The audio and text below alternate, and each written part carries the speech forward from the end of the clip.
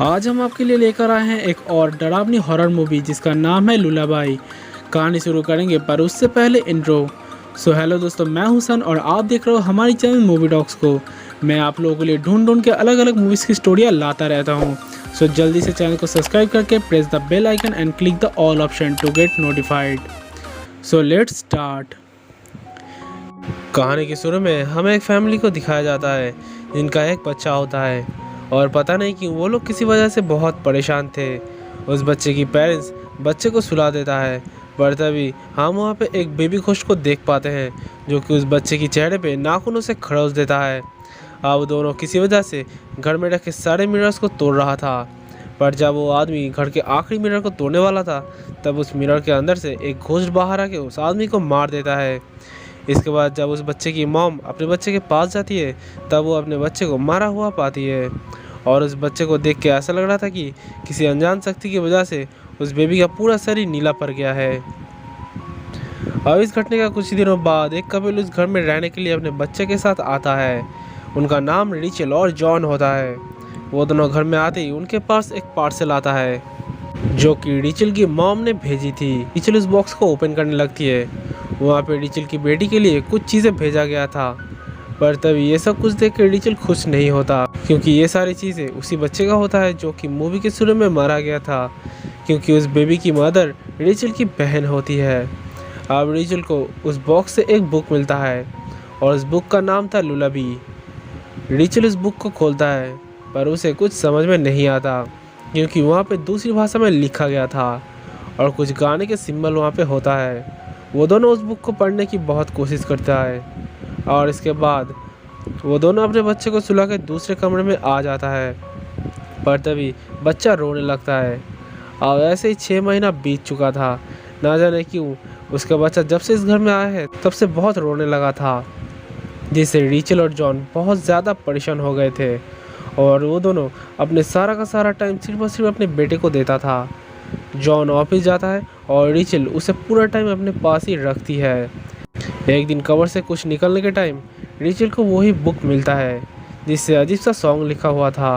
अब रात में वो उस बुक की सॉन्ग को गाने लगती है, पर अजीब तरीके से वो गाना सुन के उसका बेटा सो जाती है। पर तभी घर के मिरर में धीरे धीरे क्रैक होने लगता है, पर इस चीज़ पे रिचल इतना ध्यान नहीं देता। पर वो बहुत खुश हो जाती है क्योंकि उनका बच्चा फाइनली सो गया था। अब सोचने वाली बात यह था कि जो बच्चा इतने दिनों से सोने का नाम ही नहीं ले रहा था वो सिर्फ इस सॉन्ग को सुन के कैसे सो गया। जॉन घर आते ही रिचल उसे इस बुक के बारे में बताती है और वो दोनों सो जाती है और बेड के ठीक पास बेबी मॉनिटर रखा हुआ था जहाँ से वो लोग बच्चे के ऊपर नज़र रख पाएगा। मिडिल नाइट में किसी वजह से रिचल की नींद खुल जाता है और जब उसकी नज़र बेबी मॉनिटर पर जाता है तब वो देखती है कि एक घोस्ट उसके बच्चे को देख रहा था। अब रिचल ये देख के बहुत घबरा जाता है और अपने बच्चे के रूम में आता है, पर उसे वहाँ पे कोई भी नहीं दिखाई देता और वो ये सोचती है कि शायद ये डिवाइस ठीक तरह से काम नहीं कर रहा, इसीलिए वो उस मॉनिटर को बंद कर देती है। और तभी रिचल की पैरट चिल्लाने लगता है और डोर पे कोई ज़ोर ज़ोर से नॉक करने लगता है, पर जब रिचल डोर ग्लास से चेक करने के लिए जाती है तब वहाँ पे उसे कोई भी दिखाई नहीं देता और नॉक करना भी अचानक बंद हो जाता है। तब रिचल की नज़र वहाँ पे रखे एक मिरर पर जाता है और उसे ऐसा लग रहा था कि उसकी पैरट उसे उस मिरर को लेके कुछ कहने की कोशिश कर रहा था, क्योंकि हम जानते ही है कि हम इंसानों से ज़्यादा जानवरों को किसी खतरे का एहसास पहले से ही हो जाता है। पर रिचल को वहाँ पे कुछ भी दिखाई नहीं देता, इसलिए वो जाके फिर से सो जाती है और हम देखते हैं जिस मिरर पे क्रैक था वहाँ पे फिर से क्रैक होने लगता है। अब अगले दिन ऑफिस जाने से पहले जॉन और रिचल एक साथ नहा रहा था, पर तभी जॉन को रिचल की जगह पे कोई और ही दिखाई देता है जो कि वही घोस्ट होता है जो कि उस रात बच्चे के पास था। उसे देख के जॉन उसे दूर कर देता है, पर ऐसा करने से रिचल गुस्सा हो जाती है और वो बाहर आ जाती है। रिचल तैयार होकर अपने बच्चे के साथ शॉपिंग मॉल में जाती है जहाँ पे अचानक लाइट बंद हो जाता है और रिचल बहुत घबरा जाती है और उससे सामने वही लेडी होता है और ठीक उसी वक्त लाइट वापस आ जाता है जिससे वो लेडी वहाँ से गायब हो जाती है। अब घर में जॉन अपने पैरट को बाहर ले आता है। पैरट जॉन को इशारे से मिरर की तरफ देखने के लिए कहती है। जॉन पहली बार इस चीज़ को नोटिस करता है। अब जॉन ऑफिस जा चुका था। अब रेचल घर पे अकेली होती है और दूसरे कमरे से उसे अपने ही बच्चे का आवाज़ सुनाई देता है, जिससे वो सोचने लगता है क्योंकि उसका बेटा तो उसके पास ही है, तो ये दूसरे बच्चे का आवाज़ कहाँ से आ रहा था। पर जब वो चेक करने के लिए उस कमरे में जाती है तब वहाँ पर एक टॉय मिलता है उसे, और वहीं उसे फिर से उस लेडी को दिखाई देता है। इससे डर के वो घर के बाहर आ जाती है। जब जॉन अपनी बीवी और बच्चे को इस हालत में देखता है तब वो अकेले ऊपर चेक करने के लिए आता है। तो वो एक रॉड लेके आगे बढ़ रहा था, तभी उसके पीछे से उसका पैरोट आ जाता है और वो गलती से उसे ही मार डालता है। अब इससे वो लोग बहुत सैड हो चुका था। अब रेचल जॉन को बताती है कि वो ठीक नहीं है क्योंकि वो हमेशा एक बुरी औरत को देखता रहता है। तभी जॉन बताता है कि हम दोनों जिस लेडी को देखा था वो बिल्कुल इस बुक वाली लेडी जैसा है, और इससे इतना तो साफ था कि जो कुछ भी हो रहा है वो सब इस बुक की वजह से ही हो रहा है। इसलिए जॉन उस बुक को नीचे स्टोर रूम में रख के आता है और दोनों सो जाता है। अब रात में फिर से बेबी की रोने का आवाज़ सुनाई देता है और हम देखते हैं जॉन नींद में चल रहा था और वो अपने आप ही घर के बाहर नीचे बेसमेंट में आ जाता है, और तभी उसे होश आता है और वहीं से उसे अपने बच्चे का आवाज़ आता है। और वो जब कूड़ेदान में अपने बच्चे को ढूंढ रहा था तब उसके हाथ में वो किताब आ जाता है। असल में बच्चे का आवाज़ इसी किताब से आ रहा था। जॉन उस बुक को दोबारा घर में ले आता है। इधर रेचल सुबह सो रहा था और तभी उसका बेबी बेडशीट के नीचे चला जाता है। रेचल उसे ढूंढने के लिए बेडशीट के नीचे जाता है। तभी वो अपने बच्चे को एक घोस्ट जैसा पाता है, पर जैसे वो बाहर आती है तब वो अपने बेटे को बेड के ऊपर ही पाता है। अब दोनों डिसाइड करता है कि इस बुक को लेके उन्हें किसी पादरी के साथ कंसल्ट करना चाहिए। इसलिए जॉन उसका एक जान पहचान वाले पादरी के पास मिलने जाती है। इस तरह रेचल अपनी बहन बीवी से मिलने जाती है जो कि हॉस्पिटल में रहती थी। बीवी को रेचल घर के बारे में सब कुछ बताती है और बीवी उससे पूछता है क्या तुमने लुलाबाई सॉन्ग को गाया था। जवाब में रेचल कहता है हाँ। तब बीवी कहती है उस सॉन्ग को गाने से ही वो लेडी आती है। अब हमें उस लेडी की पूरी कहानी बताया जाता है। दूसरी तरफ पादरी भी जॉन को यह कहानी बता रहा था। असल में उस लेडी का नाम लिलिथ होता है। बहुत सालों पहले वो एक आदमी के साथ प्यार करता था जिनका नाम एडम होता है, पर वो एडम के पास नहीं जा सकता क्योंकि एडम ईवी से प्यार करता था। इसलिए वो वहाँ से गुस्सा होकर जंगल में रहने लगा था और वहाँ उल्फ के साथ रहने की वजह से लिली को 2 बच्चा हुआ था जो कि हाफ इंसान था और हाफ मॉन्स्टर था। इधर एडम और ईवी का भी बच्चा हुआ था जो कि पूरी तरह से इंसान होता है। इससे लिली काफ़ी गुस्सा हो जाता है और एक दिन वो एडम के बच्चे को चुरा लेता है। अब एडम गॉड से प्रे करती है जिससे गॉड लिलिथ को एक दूसरे अंधेरी दुनिया में भेज देता है और लुलाबाई नाम के एक बुक को एडम को देता है। इस गाने को गाने से लिलिथ कभी भी वापस नहीं आ पाएगा। पर जब लिलिथ को इस बुक के बारे में पता चलता है तब वो फ़ौरन उस बुक को चुरा लेता है और सॉन्ग में कुछ बदलाव कर देता है, जिससे जो कोई भी सॉन्ग को गाएगा तब लिलिथ उसके पास आ जाएगा और उनके बच्चे को चुरा ले जाएगा। वीवी कहती है कि मैंने भी उस सॉन्ग को गाया था जिससे वो मेरे बेटे को मार दिया। मैं तुम्हारी मदद कर सकती हूँ लेकिन मुझे यहाँ से निकलना होगा। इधर पादरी जॉन को कहती है कि ये सब कुछ किताबी बातें हैं, तुम इस सब से ज़्यादा ध्यान मत दो। पर इससे जॉन गुस्सा होकर वहाँ से चला जाता है क्योंकि वो यहाँ पे हेल्प मांगने के लिए आया था। अब जॉन घर आ चुका था तब उसका नज़र पड़ता है बाथरूम में जहाँ पे नल खुला होने की वजह से पानी भर जाता है। बच्चे को नीचे रख के वो नल बंद करने के लिए जाता है, पर तभी वहाँ पे 2 मॉन्स्टर बेबी को हम देख पाते हैं। वो टेबल पे रख के एक ग्लास को बच्चे के सामने गिरा देता है जहाँ पे सारा कांच इधर उधर गिर जाता है और जॉन बाथरूम में फिर से लिलिथ को देख पाता है। बेबी उस शीशे के ऊपर हाथ रखने वाला था तभी वहाँ पे रेचल आके उसे उठा लेता है। ये देख के जॉन बाहर आ जाता है।